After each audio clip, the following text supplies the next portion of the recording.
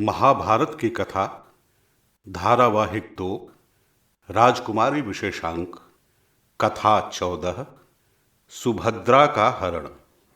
संदर्भ। वैशंपायन जी कहते हैं कि 12 वर्षों के लिए अर्जुन वन में रहने लगे और इसी दौरान उन्होंने अनेक स्थलों की यात्राएं की। हिमालय की तराई से होते हुए महेंद्र पर्वत, फिर सागर के किनारे चलते हुए प्रभास क्षेत्र में पहुंचे। तब भगवान श्री कृष्ण स्वयं वहां आकर अर्जुन को द्वारका नगरी लेकर आए। सुभद्रा का हरण। बहुत समय पहले की बात है। भगवान श्री कृष्ण मथुरा में रहते थे। उस समय यादवों का राज्य अत्यधिक सुखी और संपन्न था।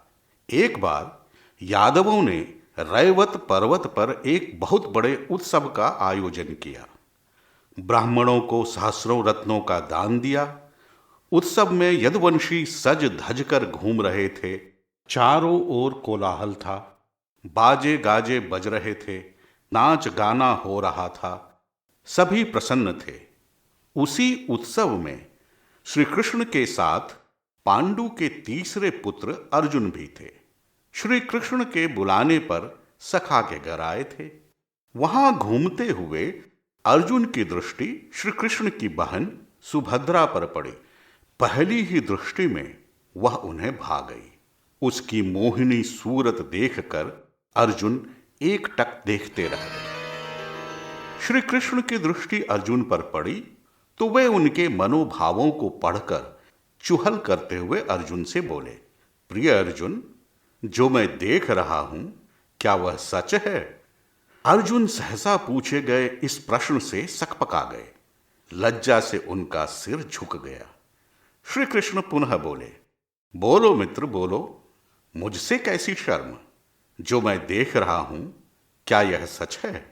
अर्जुन ने सकुचाते हुए कहा, भगवन, आपसे क्या छुपाना, आप तो अंतर्यामी हैं। श्री कृष्ण के लिए इतना संकेत ही पर्याप्त था। वे सुभद्रा के लिए अर्जुन को एक योग्य वर मानते थे, किंतु सुभद्रा की इच्छा के बारे में उन्हें कोई भी जानकारी नहीं थी। अतः बोले, प्रिय मित्र, यदि सच में तुम्हारी यही इच्छा है तो मैं उपाय बता सकता हूं। अर्जुन ने प्रणाम कर कहा, भगवन, जब आप साथ हैं तो मुझे कोई चिंता नहीं है। श्री कृष्ण ने मुस्कुराकर कहा, देखो मित्र, स्वयंवर में क्या होगा कोई नहीं जानता। यदि तुम सुभद्रा से विवाह करना चाहते हो तो क्षत्रियों की तरह हरण करके ही कर सकते हो। अर्जुन चकित होकर बोले, किंतु भगवन, आपके होते हुए आपकी बहन का हरण कैसे संभव है? श्री कृष्ण ने पुनः मुस्कुराते हुए कहा, प्रिय अर्जुन, क्षत्रिय इस तरह की बातें नहीं करते। वे तो शौर्य के प्रतीक होते हैं। फिर तुम्हारे लिए यही सबसे सरल एवं उत्तम उपाय है। अर्जुन मन ही मन प्रसन्न होकर बोले, जैसी आपकी इच्छा भगवन। श्री कृष्ण की मंशा जानकर और उनकी सलाह पर अर्जुन ने अपने बड़े भाई युधिष्ठिर के पास दूत भेजा। युधिष्ठिर ने दूत से समाचार सुना तो वे अत्यधिक प्रसन्न हुए और इस रिश्ते के लिए सहर्ष तैयार हो गए। दूत ने लौटकर जब यह समाचार कहा तो अर्जुन ने योजना बना ली। एक दिन सुभद्रा रैवत पर्वत पर देव पूजा के लिए गई। पूजा करने के बाद जब वह द्वारका आ रही थी तब अवसर देखकर अर्जुन ने बलपूर्वक उसे अपने रथ पर बिठा लिया। उसे लेकर अपने नगर की ओर चल पड़े। सैनिकों ने तुरंत जाकर द्वारका की सभा में यह समाचार बताया तो यादवों ने इसे अपमान समझा और क्रोध से आग बबूला हो गए। सभापाल ने तत्काल युद्ध का आदेश दे दिया। युद्ध का डंका बजते ही सभी इकट्ठा हो गए और युद्ध की तैयारी करने लगे। सभा चिंतित थी और क्रोधित भी। तरह तरह के विचार आने लगे।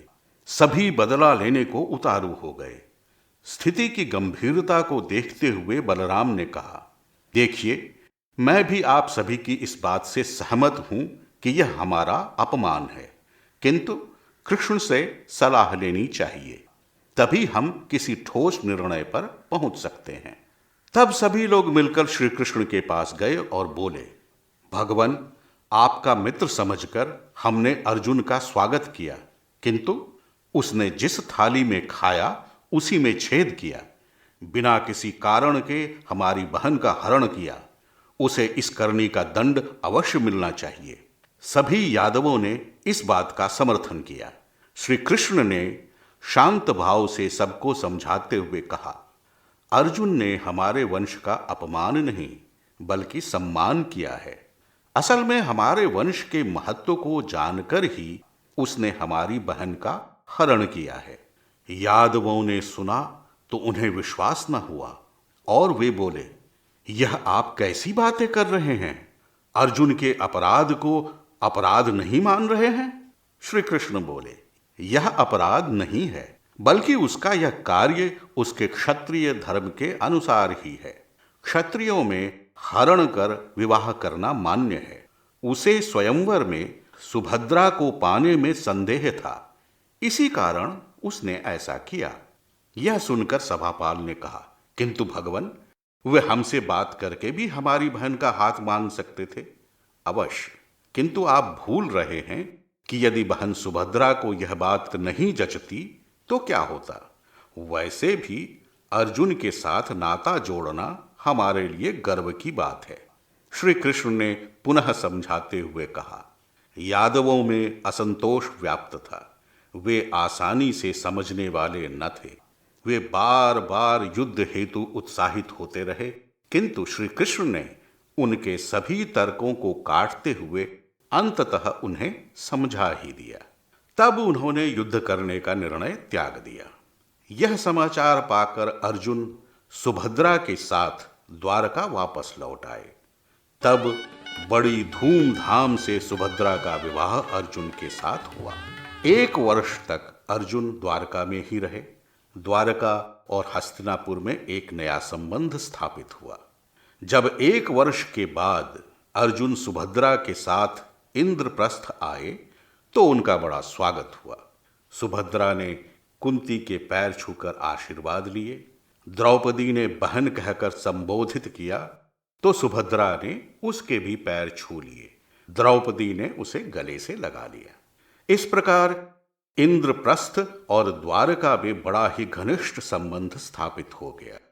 कुछ वर्षों के बाद सुभद्रा ने एक वीर और सुंदर बालक को जन्म दिया। उसका नाम अभिमन्यु पड़ा। श्री कृष्ण ने उसे सब प्रकार की शिक्षा दी और वह गुणों में एक श्रेष्ठ कुमार बना। महाभारत के युद्ध में अभिमन्यु ने अपनी वीरता से सभी को चकित कर दिया।